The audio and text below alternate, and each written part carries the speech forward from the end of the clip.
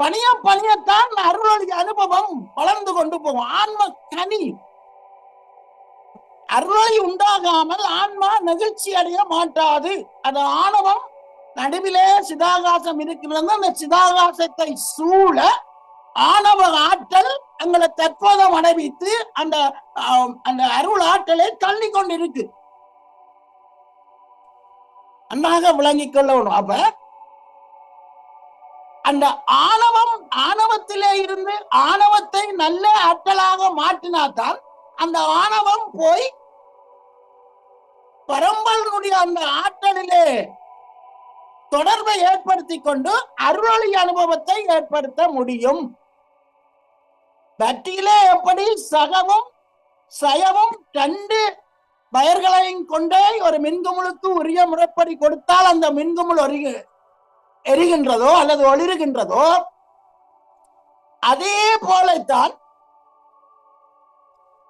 பரமாத்மா, நான் திருப்பியும் இருக்கலாம், நீ பரமாத்மா ஏற்ற முடிய அனுபவாக இருக்கின்றது.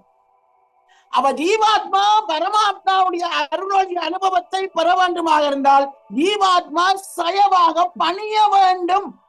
அதான் வள்ளல் பெருமானருடைய பாடல்ல இருக்கின்ற மிக்கவும் தன்னை எந்த அளவுக்கு பணிந்து பணிந்து தணிந்து தணிந்து ஞானசரிகையில பாடுவார் அல்லவா.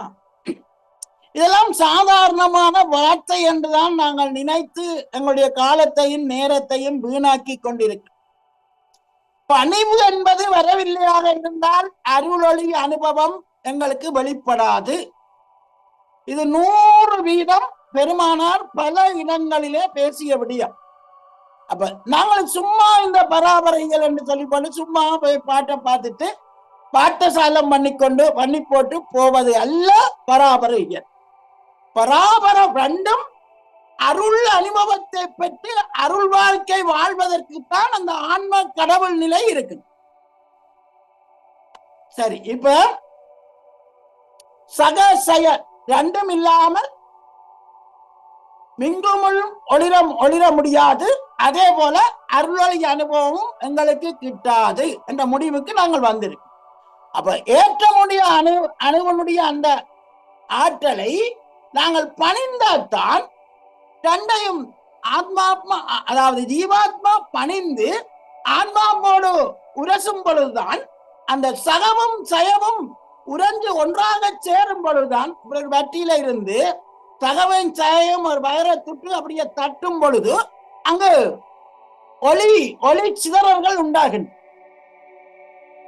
அந்த ஒளி சிதறல் வாயுவை உறிஞ்சி அங்க அருளொளியாக மாறுகின்றது. வாயு அணுக்கள் அருளொளி அணுக்களாக மாறுகின்றது.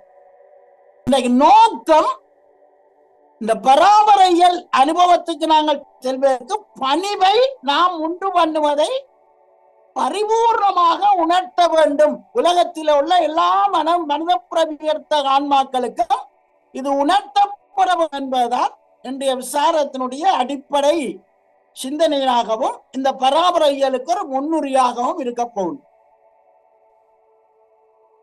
100% எங்களுடைய வாழ்க்கை நான் உயர்வென்று ஒரு கடுகளவு எண்ணம் எங்களுக்குள்ளே இருந்தாலும் அருளொளி அனுபவத்தை எப்படி அந்த மின்குமுள் ஒளிராம போகின்றதோ அதே போல நாங்களும் பெற வேண்டிய இந்த உலகத்திலே விலமதிக்க முடியாத உலகத்துத்தான் வித்து ஒரு தராசிலே போட்டாலும் அருளொளி அனுபவத்துக்கு ஈடாக மாட்டாது.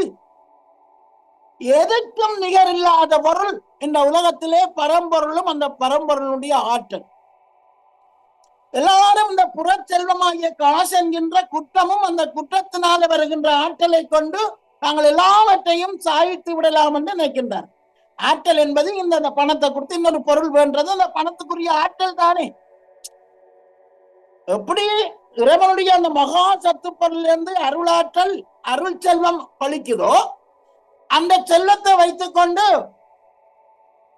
சச்சிதானந்த வாழ்வு வாழ உறுதுணையாக இருக்கோ அதே போலத்தான் இந்த பண செல்வத்தினுடைய ஆற்றல் தான் அங்கு ஒரு பொருளாக மாறுகின்றது. ஆனால் இந்த புறத்திலே இருக்கின்ற குற்றமுடைய அந்த காசாகிய அந்த செல்வத்தை உலகம் நம்பின அளவுக்கு அருள் செல்வத்தை நம்பாமல் போய்விட்டனுடைய விளைவு, இன்னும் சுருக்கமாக சொன்னால், காசு வந்த உடனே பணிவு இல்லாமல் போகின்றது.